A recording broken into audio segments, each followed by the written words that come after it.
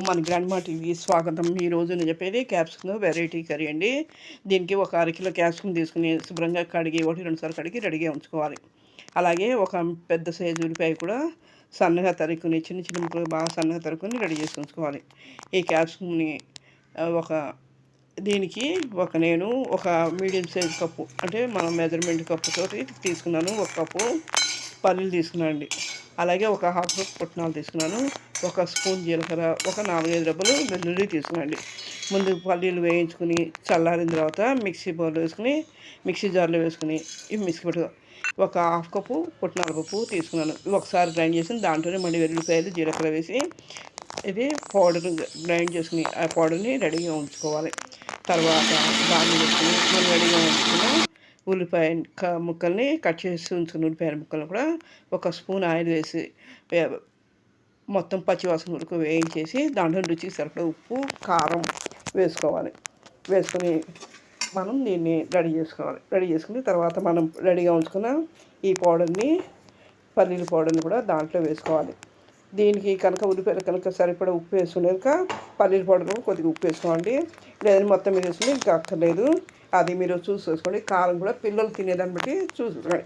నేను వేసిన కారం బళ్ళారి కారం కాబట్టి కలర్ బాగుంటుంది, ఇది కమ్మగా ఉంటుందండి. కారం ఎక్కువ ఉండదు. గుంటూరు కారం అయితే కారం ఉండదు. అది చూసి మీరు పిల్లలు పెద్దవాళ్ళు తినేదాన్ని చూసి వేసుకోండి.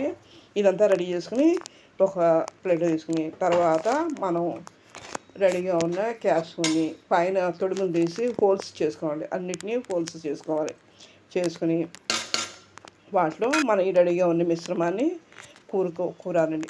కూరి అన్నీ రెడీ చేసుకుని తర్వాత బాండీ పెట్టుకుని ఇవన్నీ రెడీ అయ్యేలోపు ఒక చిన్న రిక్వెస్ట్ అండి.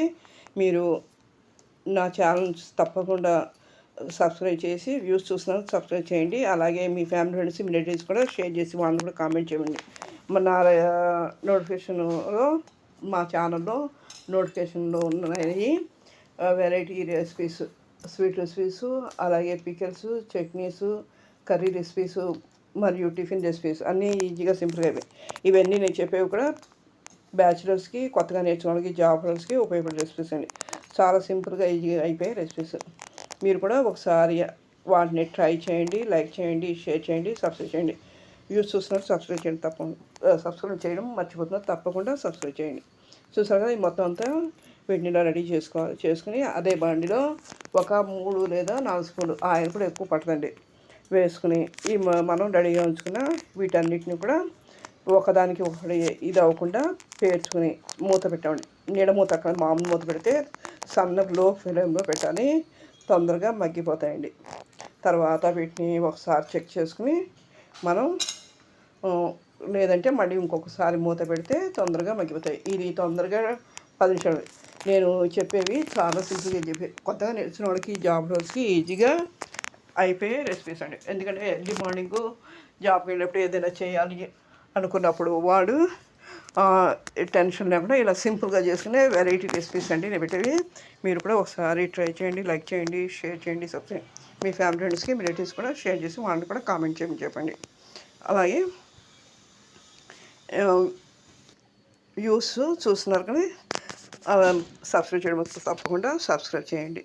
చూసారు కదా, ఇలా ఆయిల్ వేసి ఇవన్నీ ఇలా రెడీ చేసుకుని ఆయిల్ వేసి ఇలా వేసి మగ్గిపోయింది. తొందరగా మగ్గిపోతుంది. ఎందుకంటే క్యాప్సికమ్ తేమ ఉంటుంది కాబట్టి తొందరగా మగ్గిపోయే కర్రీ అండి. మీరు కూడా ఒకసారి ట్రై చేయండి.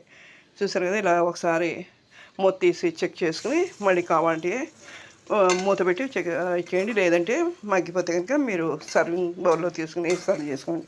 ఇది పెద్ద నుంచి పిల్లలకు చాలా సర్వ్ వస్తుంది. ఇది ఒకసారి మీరు కూడా ట్రై చేయండి. క్యాప్సికమ్తో చాలా 2-3 రకాలు చేసి ఇది ఒక రకం అండి. మీరు కూడా చూసి ట్రై చేయండి. ఇదేంటంటే కమ్మగా ఉంటుంది, కారం ఉండదు, టేస్ట్ బాగుంటుంది. ఒకసారి చేసి కనుక పిల్లలు మళ్ళీ చేయండి. వారంలో 2-3 సార్లు చేసినట్టుగా ఉంటుందండి. 2-3 సార్లు చేయమని పిల్లలు అడుగుతారు. మీరు కూడా ఒకసారి ట్రై చేయండి. ఇదిగో రెడీ అయిపోయిన తర్వాత దీన్ని సర్వింగ్ బౌల్ నుంచి సర్వ్ చేసుకోండి. మీరు ఎలా ఉందండి కామెంట్ చేయండి. అలాగే మీ ఫ్యామిలీ మెంబర్స్ కూడా షేర్ చేయండి, వాళ్ళని కూడా కామెంట్ చేయండి. మీరు చూసే వ్యూస్ వల్ల నాకు ఇంకా కామెంట్ ఇవ్వడం వల్ల మరిన్ని మంచి రెసిపీ పెట్టడానికి